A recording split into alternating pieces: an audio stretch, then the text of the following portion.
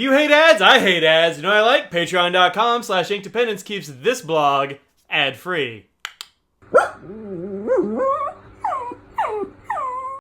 Hello folks, welcome to inkdependence.com. I'm Mike, and today we're looking at this pen. It doesn't look like very much there. All right, let's tilt it over. It's this pen. This is the Ystudio Classic Desk Fountain Pen in copper. The name is a little bit of a mouthful, but this is their classic desk pen. And they call it the classic pen because this is the copper version. They also have one that they call the brassing fountain pen, and that one is made of brass, obviously, instead of copper. But then it has like a black coating over it that like it's intended to get scratched and scuffed and marked up, and you can like rub it with a key if you want to like give it a cool design or whatever. This one just patinas with my hand. So I've had this for, I don't know, 3, maybe 4 weeks at this point, and you can tell it's definitely picking up some nice tarnish. The grip section here is all tarnished. Yeah, I swear it's all copper. You can see back here where it's all still shiny like a new penny, and then inside here, of course, where it never gets touched. That's what the original copper color is like, which is pretty cool. And you can get that copper color back with it's used to polish up copper. It's not a big deal. But I actually kind of like the tarnish. I think it's pretty nice. Does it smell like pennies? Just a little bit, but my fingers don't smell too much like pennies after I've been using it. So if that's the thing that bothers you, you're not going to like this pen. But it doesn't bother me at all, and I quite like it. When my friends at Kenro started carrying Ystudio as one of their brands, I was pretty excited about that because I've had my eye on Ystudio stuff for, I don't know, a couple of years at least, maybe more. Anyway, they're a little bit hard to find. There weren't very many stores that carried them. I don't think they actually had a distributor in the US, and so if you wanted to carry Ystudio, it was pretty tough to do, and you never got much stock is what it seemed like, because it was always sold out. And they had the little brassing neck pen, which is like, I don't know, maybe this big or so, and it has like a cap that comes off. It's got a lanyard hole, that kind of stuff. And those look really cool, but they're also pretty small, and the fountain pen desk pen version is way better for my hand. I really like the length of this. I think it's a comfortable weight, and then it's got this awesome desk base. I like a desk pen. I'm a big fan. I use the Good Made Better pen wells so that I can make most of my pens into desk pens if I want to. But this one has been living on my desk this whole time. We've been in quarantines, and it's great. This is very cool. This base is heavy as all heck. The base is 333 grams, which is like, it's kind of a lot. The pen itself is only 37 grams. So you might be thinking, well, it's a copper pen, it's going to be super heavy. It's kind of not. I mean, it's not the most lightweight of pens, but it's also not particularly heavy. So let's take a look at some details here. And like I said, this was sent out for review by Kenro, and I liked it so much that I bought it. So this one's mine. I'm keeping it. You can't have this one. It says Ystudio up here. There's a little etching, and that's it. There is no other branding on here. So there's a little bit of a top disc finial thing going on here. I think that's just etched in. I don't think that's actually a separate part. It'd be kind of weird if it was, I suppose. And then you have these sides. You got these nice ridges. And we're like, well, I don't want to grip it on the ridge. Don't worry about that, because you'll be gripping it down here most likely. And it has these nice little cutoffs right here that kind of, make it go down to the grip section, and it's actually very comfortable. The nib is a number 6 steel nib from Schmidt. This one's a medium. It comes in a couple of different sizes. I want to say medium and fine. Let me make sure. I have that written down here on my little spec sheet that I ignored. It comes in number 6, medium, or fine. So not a huge number of nib options, but Ystudio doesn't seem to do a whole lot of nib options. I was a little bit dubious about the Schmidt nib. I've heard that these write well from Ystudio, but I always feel like Schmidt's kind of like they're the outlier. You got Bach nibs, you got Jovo nibs, you know what those are going to feel like. Schmidt nibs are a little bit more of a mystery. This one writes great, and I've heard from everybody else that I've talked to about Ystudio that these write really well. Definitely don't be afraid of that Schmidt nib. It feels good. As far as other parts and stuff, like there aren't that many parts. I have run this one out of ink. This was filled up with Mont Blanc Irish green. It's been in that way for a while now. Anything left in there? No, it's good. Man, I told you, I use this pen quite a lot. Has a converter, standard international converter. You could also throw a cartridge in there if you wanted. I think a cartridge would actually be a fine idea in this pen because, it's sitting tip down all the time.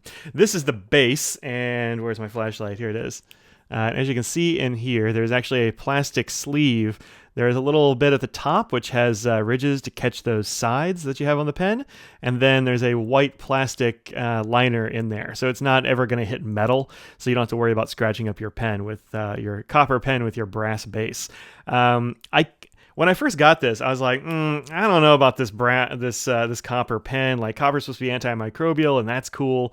Viruses and stuff die on it pretty quickly, so it's got a nice little safety thing going. Brass kind of does too, I hear.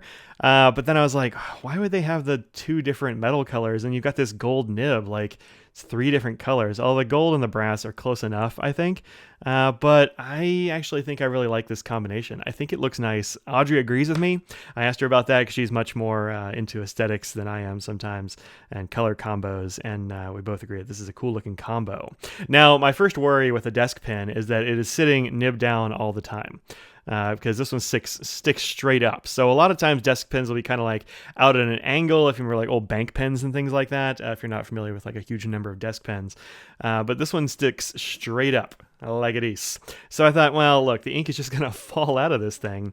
And I will tell you, the first time that I filled this pen up, that is exactly what happened. I put a thin ink in it. I forget which one. I want to say it was a Papier Plume ink, maybe.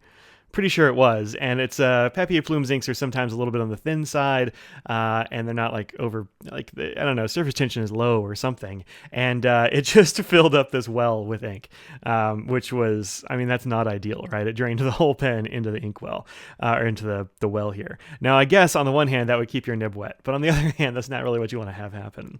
So I cleaned that out, and I put in this Mont Blanc ink, which is a very like medium, middle of the road. It's not wet or dry. It's a really nice ink, and it has been perfect in here. I've got a little drop in the bottom. Maybe you saw that when I was flashlighting it in there. There's a little bit of a drop in the bottom, but that's no more than you would think from just like taking a pen out and putting a pen down. So like, I don't know, for like a month. So yeah, no, that's totally fine. I am perfectly fine, happy with that. So yeah, worked out really well. All right, so stats on this thing. Let's go ahead and get some of those right quick.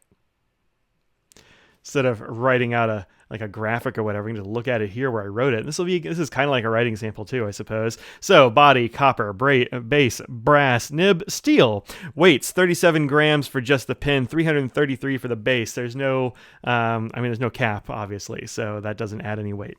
The length is 5.74 inches, which is 145.9 millimeters, which I think is a perfectly good length. We'll show it next to a whole bunch of pens here in a minute, just so you can get an idea of what that's like. But it fits in my admittedly fairly large hand very nicely. I think Audrey said for her this is a little bit on the heavy side, but for me it's kind of perfect. The misrip on this is $215, so it is not a cheap pen. However, that means your street price, which is usually around 20% off or something like that, is $172. And I looked at a bunch of stores because this was sent out by the distributor and not by any particular store. So I found this at Anderson Pens, and they have it at, I want to say, Van Ness and Pen Chalet and lots of these other places. Like pretty much all the places you want to go and buy a pen, they'll have Ystudio these days.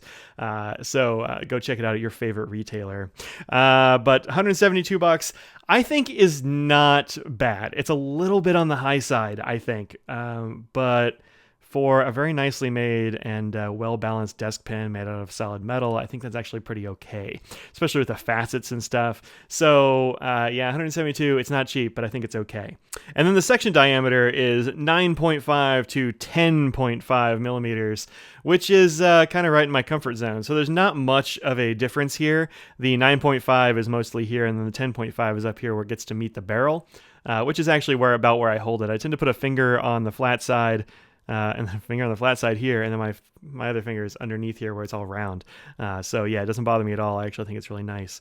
It is a little bit like that triangle grip though, so if you really don't like triangle grips, you have some weird grip, maybe the flat sides would bother you, but if you hold it up closer to the nib, that's not a problem at all. And it's a number 6 nib, so it's easy enough to get back, get your fingers down there. Okay, so writing sample time. Let's do that right quick, because hey, why not?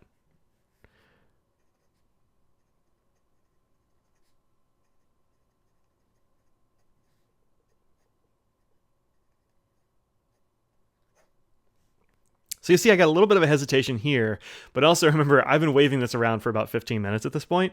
Maybe more, maybe there's a couple of takes of this video, you know. And also it's pretty much empty. There's no ink left. But yeah, otherwise it's, you know, just fine. Started up really well, and give this little W a little bit of a, there we go. Perfect. And we'll give it a little bit of a rewrite. There, done. It has no problem keeping up with all the quick squiggles you want to do.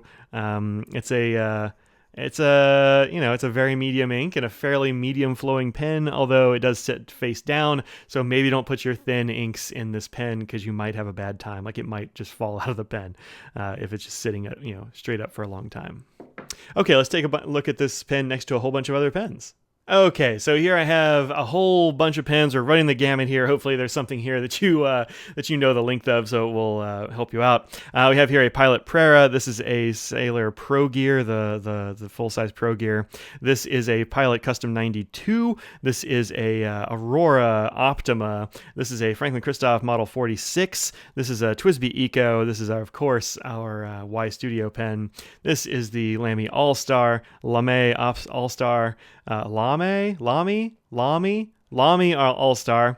I got corrected on that the other day. This is, of course, the Vanishing Point, and then this big boy right here is the Opus 88 Omar, which is kind of a beast. All right, let's take the caps off because you're not going to ever have this one capped. So let's see what the length is.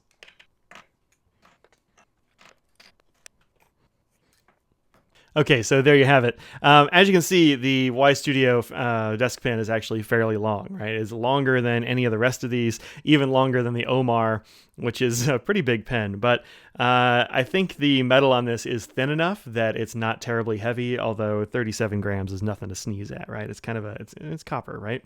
But it is longer than all the rest of these that are uncapped and unposted. I got a nice little curve here, huh? Yeah, hopefully this will give you some idea of the length and width of this pen, because you can't get one in your hand right now because most places are closed still. Okay, so this has been the Ystudio. Just slammed it down on the paper. Got me some ink on the paper. Dope. The Ystudio classic fountain pen desk pen. I'm a fan. I mean, I was a fan enough to buy this pen from Kenro. So go out to your favorite Ystudio dealer. There should be a bunch of them these days, and tell them that I said hi, that you saw them here on my channel. That helps people out. Also, hey, like, comment, and subscribe. I know a lot of people watch this that aren't subscribed. Go ahead and hit that subscribe button. I promise it'll be videos. Yeah, what do you want? All right, that's it. I'll see y'all later. Peace out.